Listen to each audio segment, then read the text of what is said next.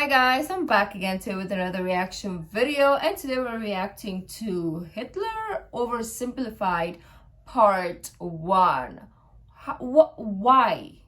Why are we here? But anyways, ignore, it's just my day off and I just wanted to relax, chill, no makeup, be a hippie for a day, so this is me at its natural form. Kind of.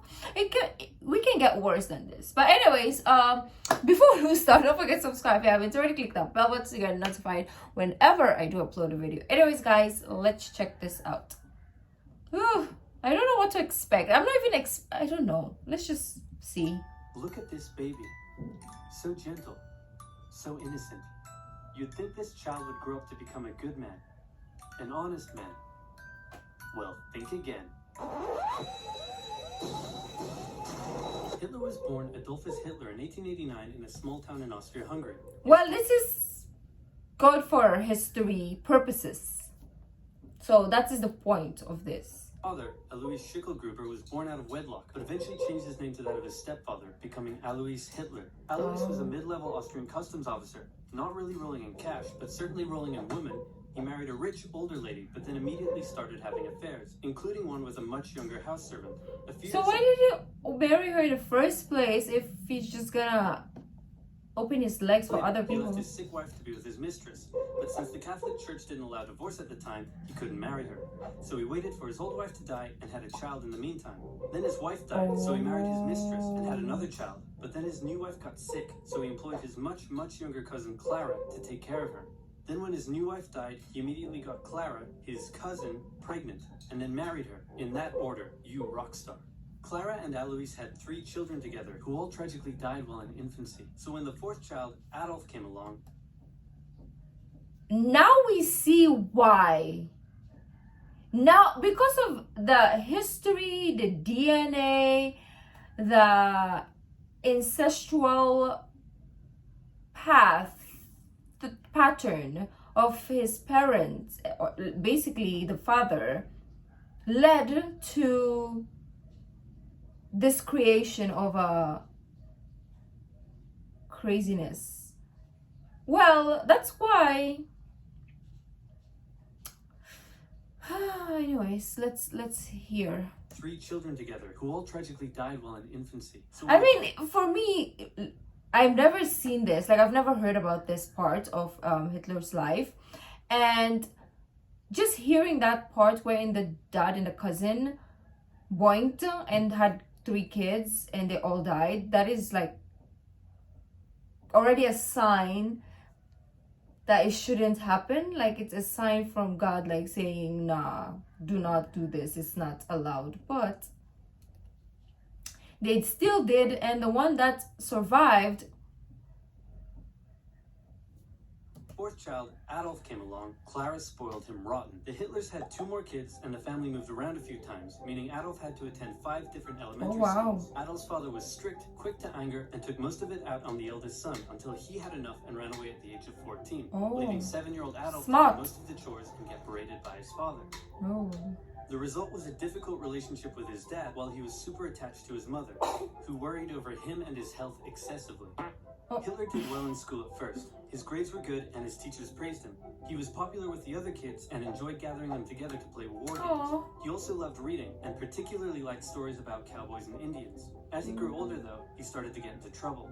He was caught smoking once, organized a raid on a local orchard, tormented his pro-Austria religion teacher with symbolic gestures, displaying his allegiance to the idea of united Germanic people under a greater German state and defiance of Austria. You know, the usual. All of this enraged Adolf's father, who punished him severely.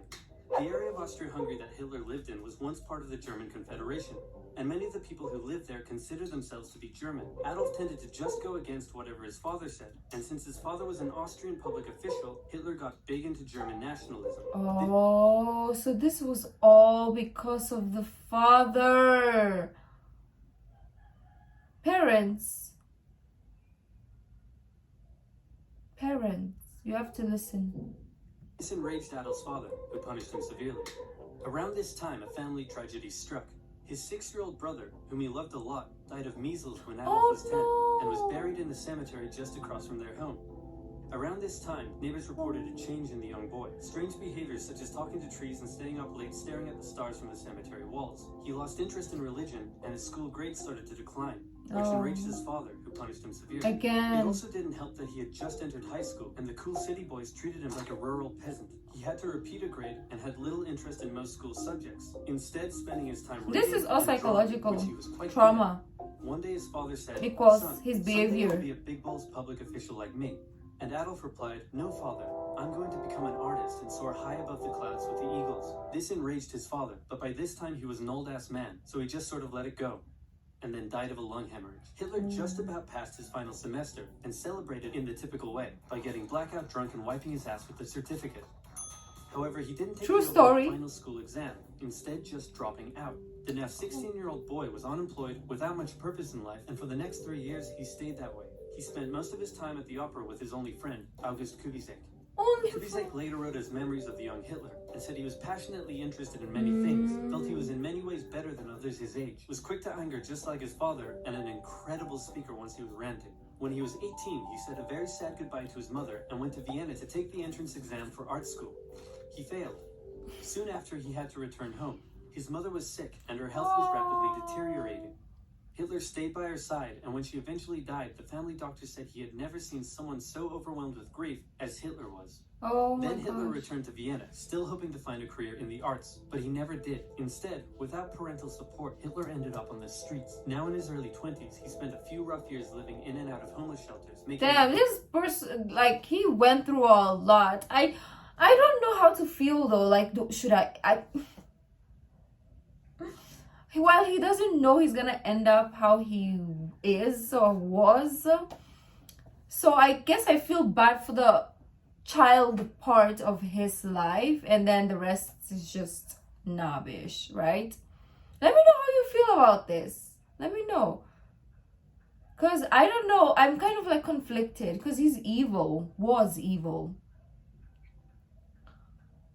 but his younger self, I feel like it was a factor to how he became. It factored in, obviously, like his history, his background, and all that stuff. But still, in life, we have decisions and choices to make. Like, do we choose to be evil, or do we choose to use all this trauma that we have picked up in life to better ourselves, right? So this is where good and bad applies to you, conscious, subconscious, and all that shemenkos. He chose to go the route of evil.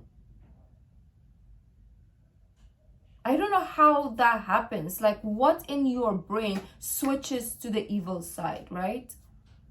Little he could from selling postcards he painted. It's hard to pinpoint exactly when and how Hitler's extreme ideological beliefs formed, but his time in Vienna would have certainly played a role. Anti-Semitism was why ideological beliefs formed, but his time in Vienna would have certainly played a role. Anti-Semitism was widespread in the city. The mayor, whom Hitler supported, was an outspoken anti-Semite. There were many right-wing anti-Semitic newsletters, which Hitler took a keen interest in. He bought into the conspiracy theories and became a firm believer in the idea that there are many races in constant struggle with one another, the purest of which were the German Aryan people, and the worst of which, he believed, were Jews. Since Austria-Hungary was a multi-ethnic empire full of lesser races, Hitler wasn't a fan. So when he was 24, he moved to Munich in Germany to avoid doing military service. And for one more year, he was a drifter on the streets until something huge happened. In 1914, long-standing tensions in Europe erupted into the First World War. Crowds across Europe celebrated the news. Within days, Hitler volunteered for the German army. The war gave him a purpose in life. His fellow soldiers gave him friendship and brotherhood. Despite the horrors of war, Hitler considered it to be the best time of his life. He was reportedly a brave soldier and was awarded the Iron Cross, first class. He was also very lucky and had many close encounters with death. I've heard, right? I've heard like he escaped death like 1 billion times already, and like some people tried to bomb him, obviously. They tried to like kill him, but he survived. Damn, that's why they say evil never dies. It takes a while for bad people, the evil, to die. It's so sad.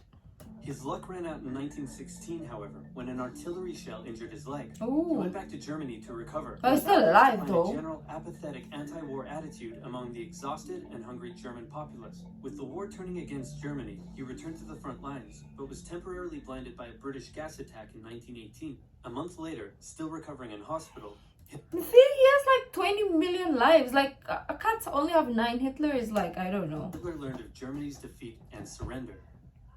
The terms of the peace treaty were tough on Germany. It had to pay a lot of money and lose a lot of soldiers. Oh. These conditions weakened Germany and humiliated the German people. Europe's borders changed after the war too. New countries were formed out of Russia's lost territory. Austria-Hungary was dissolved, and there was one big new country splitting Germany into 2. Hitler, seeing the country he loved humiliated like this, said that hatred grew in him for those responsible, by which he meant communists and Jews, who he believed had stabbed Germany in the back by spreading dissent and anti-war propaganda back home. The fudge. Oh, I wanted to know more, but there is part 2 which we're gonna delve into in the upcoming days. That was very informative. I've never like heard the younger side to Hitler, so it was very interesting to kind of like see some glimpse of how he was brought up and where he came from, and like what contributed to him becoming who he became, right? Let me know more information down in the comment section down below, because I would love to hear your take on this, how you feel about this, and so on and so forth. But let me know what you guys thought. If you like this video, don't forget to give this video a thumbs up, subscribe if you haven't already, leave in the comment section down below what other videos like to react to. The original link of this video will be in the description box down below, so it's my social media links. So guys, I'll see you in the next video. Bye.